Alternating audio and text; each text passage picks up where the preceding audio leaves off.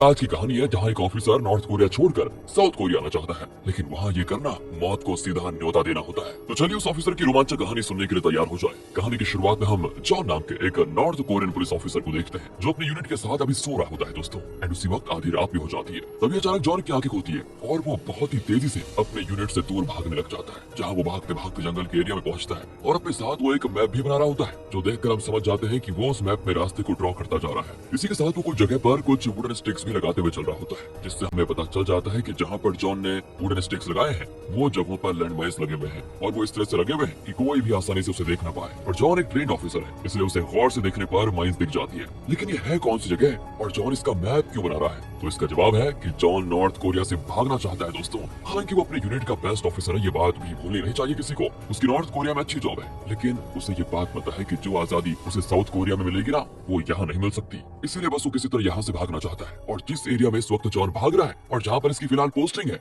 वो demilitarised area है, यानी कि वो एरिया जहाँ पर मिलिट्री वाले नहीं है दोस्तों। और इसलिए जॉन के लिए ये बेस्ट जगह है भागने के लिए। लेकिन रुकिए, इसी के साथ इसमें खतरा भी बहुत है, क्योंकि पकड़े जाने पर जॉन सोच भी नहीं सकता कि उसके साथ क्या होगा, उसकी हालत क्या होगी। इसलिए वो पूरी स्ट्रेटेजी और प्लान के साथ यहाँ से भागना चाहता है, क्योंकि यहाँ से दूसरा मौका उसको नहीं मिलेगा भागने का और शायद पकड़े जाने पर सीधे मौत मिल जाए दोस्तों। तभी देखते हैं हम कि बाकी ऑफिसर्स के उठने का समय हो जाता है और जॉन के पास जो वॉच होती है ना, उसका भी टाइमर खत्म होने लग जाता है। इसका मतलब है कि जॉन ने ये सारी प्लानिंग टाइमिंग के साथ की थी, क्योंकि यहाँ रात में उसको कुछ देर के लिए ऐसा टाइम मिलेगा जब ऑफिसर बॉर्डर के पास नहीं होगा। तो अब सुबह होते ही सभी ऑफिसर्स अपने नॉर्मल एक्सरसाइजेस वगैरह करने के लिए अपने काम पे लग जाते हैं, जहाँ पर जॉन भी साउथ कोरिया के बॉर्डर को देखकर सोच रहा होता है कि बस कब यहाँ से बाहर निकलो। तभी एक माइन ब्लास्ट होता है और सभी चौंकने हो जाते हैं कि कहीं कोई घुसपैठिया तो नहीं आ गया। और जब जॉन वहाँ पर जाकर देखता है तो उन्हें एक सुअर नजर आता है, जो गलती से माइन के ऊपर आ गया था और अब वो मारा जा चुका है। अगले सीन में दोस्तों हम जॉन और उसके दोस्तों को पार्टी करते हुए देखते हैं, जहाँ वो उस पिग को पका रहे होते हैं और जल्दी खाने भी वाले होते हैं। तभी ये पिग वाली बात जॉन की हायर ऑफिसर्स को पता लग जाती है और वो जॉन को बुलाकर डांटते हैं कि तुम्हें पता नहीं है क्या,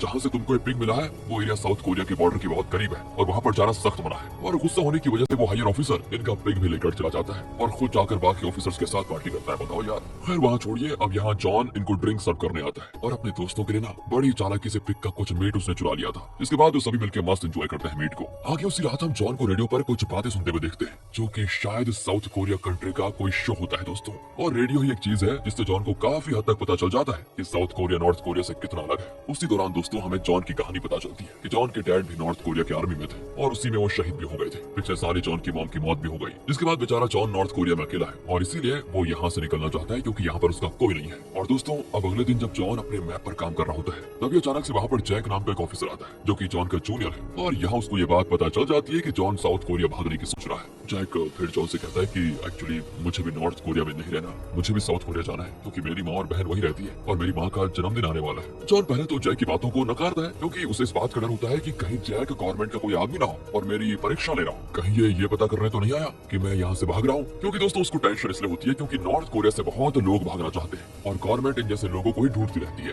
लेकिन दोस्तों अब इस वजह से जॉन जैक पर गुस्सा करके वहाँ से ये कहते हुए चला जाता है कि मैं कहीं नहीं जाना चाह रहा हूँ। अगली रात की बात है, जॉन का भागने का प्लान होता है, लेकिन प्लान के हिसाब से उसे आधी रात में भागना होगा, जिसके लिए वो बिल्कुल तैयार भी हो जाता है। पर तभी अचानक से सिक्योरिटी अलार्म बजने लग जाता है, जिसका मतलब है कि कोई तो यहाँ से सिक्योरिटी तोड़कर भागने की कोशिश कर रहा है। और यहाँ जॉन समझ जाता है कि वो पक्का जैक ही होगा, क्योंकि जॉन का मैप भी गायब था दोस्तों, जो कि जरूर जैक ने चुरा लिया था। अब जॉन भी मैप को दिमाग में रखकर उसी जगह पर जाता है जहाँ से उसे भागना था और वहीं उसको जैक भी मिल जाता है दोस्तों। जैक वहाँ से बिल्कुल भागने की तैयारी में था, लेकिन जॉन को समझ में आ गया था कि अभी सभी ऑफिसर्स यहाँ पर आने वाले हैं और इस वक्त तो यहाँ से भागना बिल्कुल नामुमकिन है। इसी वजह से वो जैक को रोकने की पूरी कोशिश करता है और कहता है कि सुनो, किसी और दिन ये काम करेंगे, अभी रहने दो। लेकिन जैक कहाँ उसकी एक भी सुनने को तैयार नहीं होता और तभी वहाँ पर सारे ऑफिसर्स आ जाते हैं, जिसके आते ही दोनों की पहले पिटाई होती है और दोनों बेहोश हो जाते हैं। कुछ देर के बाद जब जॉन की आंखें खुलती हैं तो वो अपने से कुछ दूरी पर जैक को बहुत ही बुरी तरह मार खाते हुए देखता है। वहीं कुछ देर के बाद जॉन को भी मारा जाता है दोस्तों। फिर दोनों से पूछा जाता है कि ये मैप किसका है, जिस पर जैक पूरा इल्जाम खुद के सर लेते हुए कहता है कि ये मैप मेरा है और बस मेरा ही साउथ कोरिया भागने का प्लान था। जिससे दोस्तों ऑफिसर्स को पता चल जाता है कि जॉन जैक के साथ भागने के लिए नहीं बल्कि उसको रोकने के लिए वहाँ पर गया था, जबकि इससे पहले उन्हें लग रहा था कि जॉन भी वहाँ से भागने की कोशिश कर रहा है, जो कि असल में था ही ऐसा।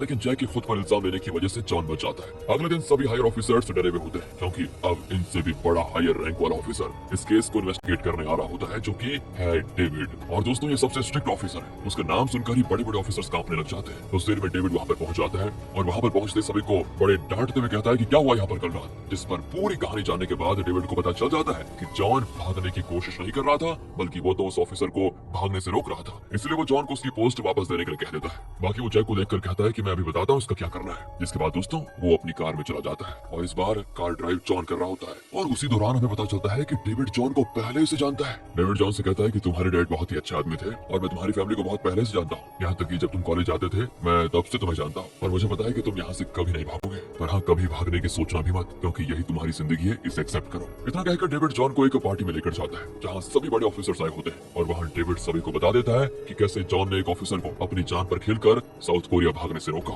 और इससे हमारे सिक्योरिटी सीक्रेट्स साउथ कोरिया की आर्मी के हाथों से लगने से बच गए। काबिल तारीफ है जॉन को। यहाँ से दोस्तों जॉन की थोड़ा किस्मत खुल जाती है क्योंकि उसको हायर रैंकिंग की पोस्ट दी जाती है, लेकिन इससे जॉन खुश नहीं होता क्योंकि कुछ ही समय में जॉन की सर्विस खत्म होने वाली थी। लेकिन इस हायर पोस्ट की वजह से अब उस पर निगरानी भी ज्यादा रखी जाएगी और वो अपनी सर्विस से बहुत लेट रिटायर होगा। दूसरी ओर हम डेविड के एक दोस्त को पार्टी में देखते हैं जिसे देखकर डेविड खुश नहीं होता दोस्तों, और इससे हम समझ पाते हैं कि दोनों की कुछ बनती नहीं अच्छे से। लेकिन तब भी डेविड का दोस्त बाकी लोगों के सामने उसे पियानो बजाने के लिए रिक्वेस्ट करता है, जिससे हमें पता चल जाता है कि डेविड एक वक्त पर बहुत अच्छा पियानो बजाता था। इतना अच्छा कि वो यूके जाकर बड़े बड़े पियानो इवेंट्स में पार्टिसिपेट भी करता था और उसके जो स्किल्स थे वो अपने दोस्त से बहुत ही अच्छे थे। पर जब डेविड को सर्विस में आना पड़ा और जब हायर ऑफिसर बना तब से उसने पियानो को छोड़ दिया, जिससे उसने पियानो में जो भी सीखा था वो सब भूलने लगा और अब तो वो उतना अच्छा पियानो नहीं बजा पाता। लेकिन हाँ उसका दोस्त अभी भी बहुत अच्छा पियानो बजाता है और डेविड की सबके सामने बेइज्जती करने के लिए वो जबरदस्ती सबके सामने उसे पियानो बजाने को कहता है। अब सबके सामने डेविड भी मान जाता है और पियानो बजाने जाता है। वहीं दूसरी ओर हम जॉन को देखते हैं जो अपनी हायर पोस्ट के लिए फॉर्म भर रहा होता है। उसी वक्त दोस्तों उसके दिमाग में ना साउथ कोरिया भागने का प्लान भी चल रहा होता है कि कैसे करूंगा,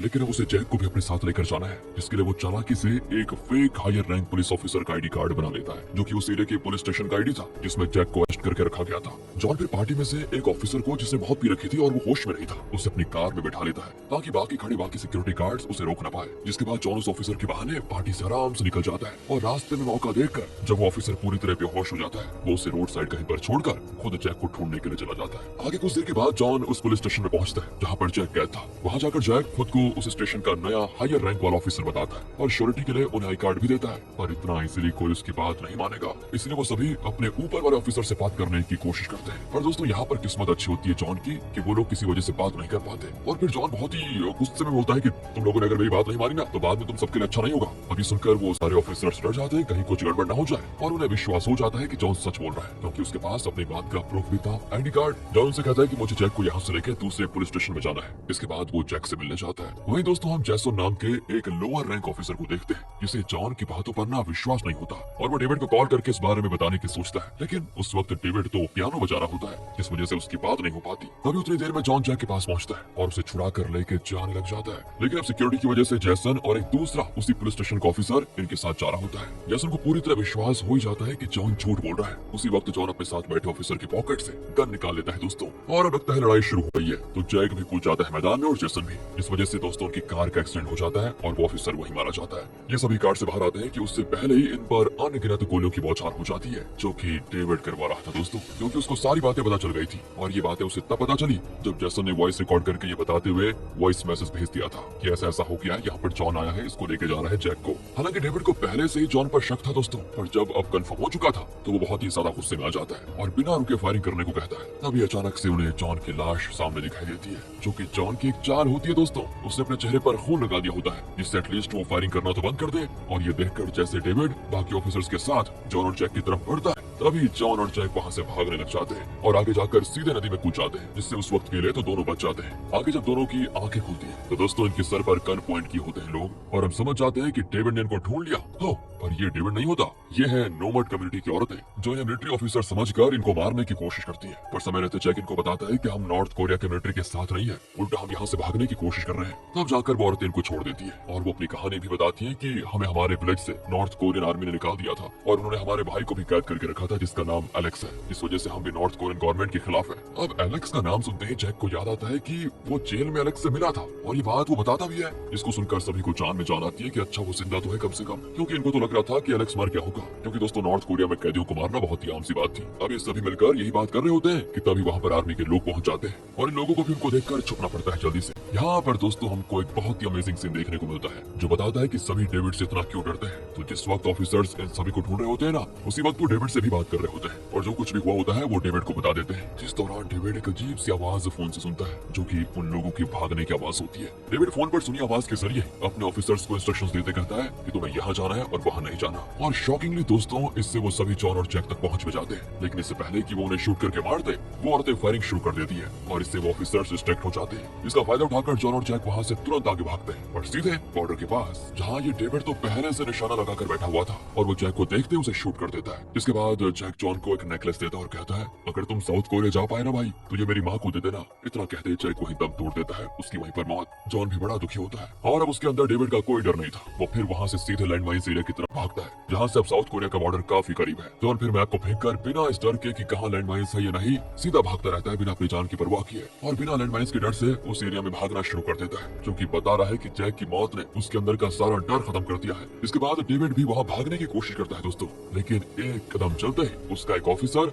लैंडमाइन पर पांव रखते ही फट जाता है। अब डर की हालत से डेविड को वहीं रुकना पड़ता है। लगभग सुबह हो जाती है। जॉन भी साउथ कोरिया के बॉर्डर के पास आके होता है। वहाँ से वो एक टेलीफोन के जरिए साउथ कोरियन आर्मी को मैसेज भेजता है कि मुझे बॉर्डर के पास अंदर आना है और वो टेलीफोन वाला उस समय साउथ और नॉर्थ कोरिया की आर्मी की बात करने के लिए होता है। और कुछ देर के बाद ही डेविड जॉन को पकड़ लेता है और कहता है कि तुम जैसा सोच रहे हो वैसा साउथ कोरिया नहीं है, वो जगह कोई स्वर्ग नहीं है, तुम यहाँ भी खुश रह सकते हो। जॉन कहता है कि अगर मैं वहाँ जाकर निराश भी रहूंगा ना तो ये मेरा फैसला रहेगा, वहाँ मेरे पास मेरी आजादी रहेगी, इसलिए प्लीज मुझे जाने दो। इतना कहकर जॉन बॉर्डर के लास्ट लाइन के पास पहुँचता है जहाँ से क्रॉस करने पर वो सीधे साउथ कोरिया में आ जाएगा। लेकिन जैसे ही वो ये करने वाला होता है डेविड उसे पीछे से शूट कर देता है। जॉन पूरी तरह घायल और उसका हाथ अब भी उस लाइन को क्रॉस करने की कोशिश कर रहा होता है जो कि वो कर नहीं पा रहा था। अगर इस समय डेविड जॉन को शूट कर देगा तो जॉन यहीं मारा जाएगा। लेकिन डेविड देखता है कि इतनी बुरी हालत में भी जॉन साउथ कोरिया जाना चाहता है, उसका एक ही सपना है। मतलब दोस्तों डेविड को पता है रोना आ जाता है और वहाँ से जॉन को जिंदा छोड़कर लौट आ जाता है। इसी बीच वहाँ पर साउथ कोरियन आर्मी आकर जॉन को बचा लेती है और फाइनली जॉन साउथ कोरिया में आ ही जाता है। मूवी के एंडिंग सीन में हम डेविड को देखते हैं तो जॉन की गिफ्ट की हुई बुक पढ़ रहा होता है जो कि जॉन ने उसे अपने कॉलेज टाइम पर दी थी, जिसमें जॉन ने उसे पियानो बॉय कहा था और ये देखकर आज डेविड इमोशनल हो जाता है। वहीं दूसरी ओर हम साउथ कोरिया में जॉन को देखते हैं जो कि अब एक ट्रैवल एजेंट बन चुका है और एक अच्छी नॉर्मल लाइफ जी रहा है, जहाँ जॉन फिर जैक की मॉम और सिस्टर से मिलने जाता है। उन्हें वो नेकलेस देकर झूठ कह देता है कि जैक नॉर्थ कोरिया में खुशी खुशी अपनी ऑफिसर की सर्विस पूरी कर रहा है। और दोस्तों समझा जा सकता है कि अगर कोई झूठ किसी को खुशी देना तो वो झूठ बहुत बढ़िया होता है। इसी के साथ ये मूवी यहाँ पर खत्म हो जाती है।